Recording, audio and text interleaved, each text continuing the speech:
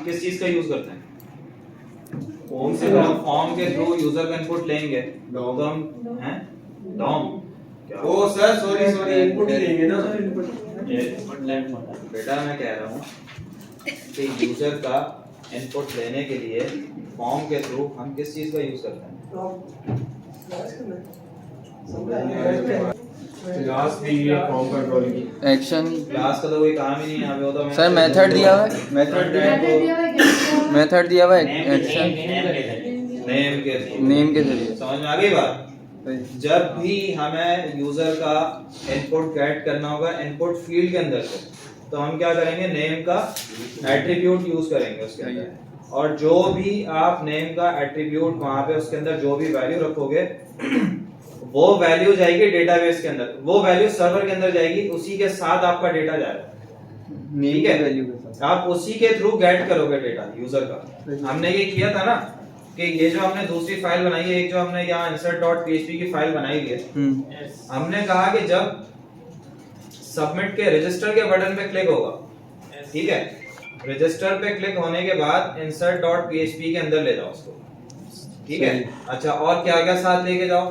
साथ आप ये तमाम इंफॉर्मेशन जो भी यूजर डाल रहा है इसके अंदर इनपुट के अंदर वो तमाम चीजें लेके चले जाओ। और सेकंड क्या हमने यहाँ पे मेथड का यूज किया कि किस तरह से लेके जाओ, यूआरएल में पास करो इंफॉर्मेशन या बगैर यूआरएल में पास किए एनोनिमसली लेके चले जाओ, किसी को दिखाना नहीं, ठीक है। मतलब यहाँ पे आप पोस्ट यूज करोगे तो क्या होगा, जो भी इंफॉर्मेशन आएगी उसको पोस्ट के सुपर ग्लोबल वेरिएबल के थ्रू गेट करोगे, ठीक है, और उसके बाद आप उसको दिखा दोगे। सही, यही काम किया था ना लास्ट क्लास में, किस किस ने प्रैक्टिस की थी घर पे जाके? जो नहीं करेगा प्रैक्टिस वो सवाल भी ना करे, जो प्रैक्टिस नहीं करेगा। ये भी है, आज नया नेट लग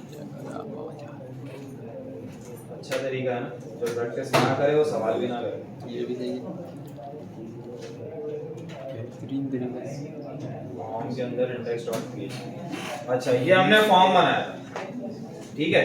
यस सर, रजिस्टर पे क्लिक करूंगा, फाइल का नाम चेंज होगा ऊपर, लेकिन अभी मैंने रिक्वायर्ड का एट्रीब्यूट लगाया हुआ, तो रिक्वायर्ड के थ्रू क्या हो रहा है कि ब्लैंक इंफॉर्मेशन सबमिट नहीं होगी। पहले कहेगा आप इंफॉर्मेशन को डालो, कुछ भी इनपुट दो इसके अंदर, तो मैंने यहाँ पे इनपुट दे दिया,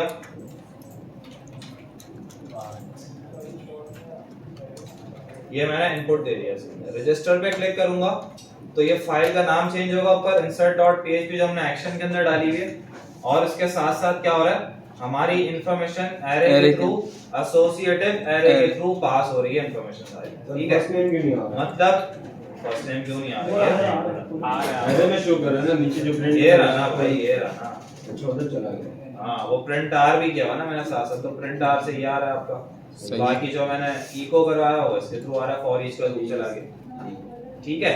तो आपकी तमाम जो भी इंफॉर्मेशन है वो एसोसिएटिव एरे के थ्रू आएगी, और उसकी की क्या होगी, उसकी की बनेगी ये जो आपके पास फॉर्म के अंदर ये आपने नेम के एट्रीब्यूट के अंदर वैल्यू दी, ये की बन जाएगी। तो आपके ध्यान में ये होना चाहिए हमेशा, जब भी आप यूजर का कोई भी इनपुट फॉर्म के थ्रू गेट करोगे तो आप नेम का एट्रीब्यूट लाजमी यूज करोगे, अदरवाइज क्या होगा, अगर आप इसको यूज नहीं करते तो इंफॉर्मेशन जाएगी लेकिन पता नहीं चलेगा किस इनपुट से आ रही है, उसकी की डिफाइन नहीं होगी, अनडिफाइंड की होगी।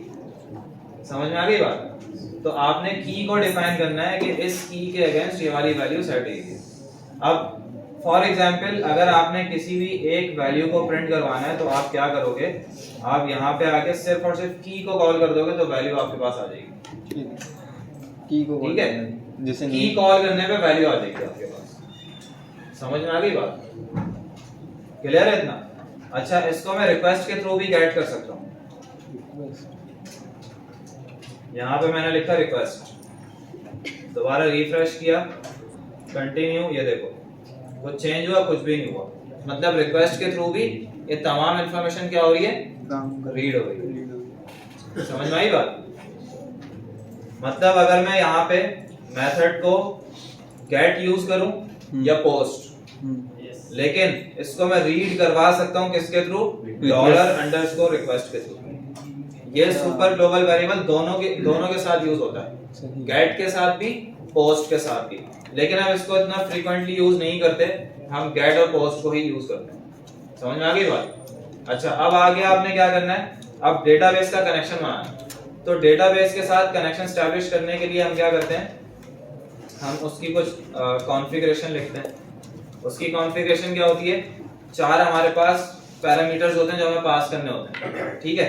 तो हमने उसके लिए क्या किया, एक config.php की फाइल बना ली। वो क्यों बनाई, क्योंकि हमें उसको तकरीबन मैक्सिमम फाइल्स के साथ यूज करना होगा जिस फाइल के अंदर भी हम डेटाबेस का काम करेंगे, ठीक है।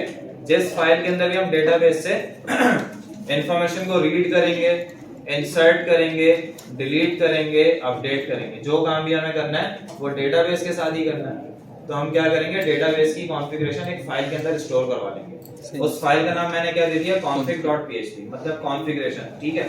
अच्छा, उसके लिए मैंने क्या किया, 4 पैरामीटर्स मुझे पास करने थे, मैंने उनको एक वेरिएबल के अंदर डाल दिया। सर्वर नेम पास करना होता है, यूजर नेम पास करना होता है, पासवर्ड हो गया, और क्या हो गया लास्ट, डेटाबेस। तो इन चारों के मैंने यहाँ पे वेरिएबल बना लिए। इन वेरिएबल्स के अंदर मैंने क्या कर दिया, वैल्यू को स्टोर करवा दिया।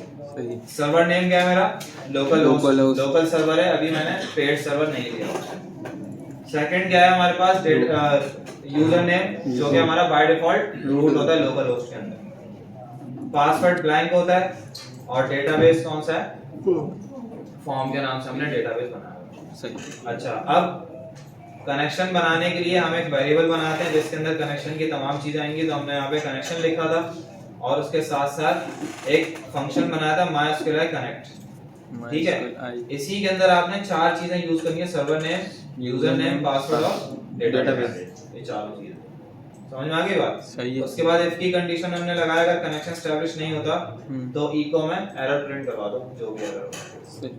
इतनी बात हमने लास्ट क्लास तक कर ली, दोबारा से मैंने आपको बता दिया। अब इससे आगे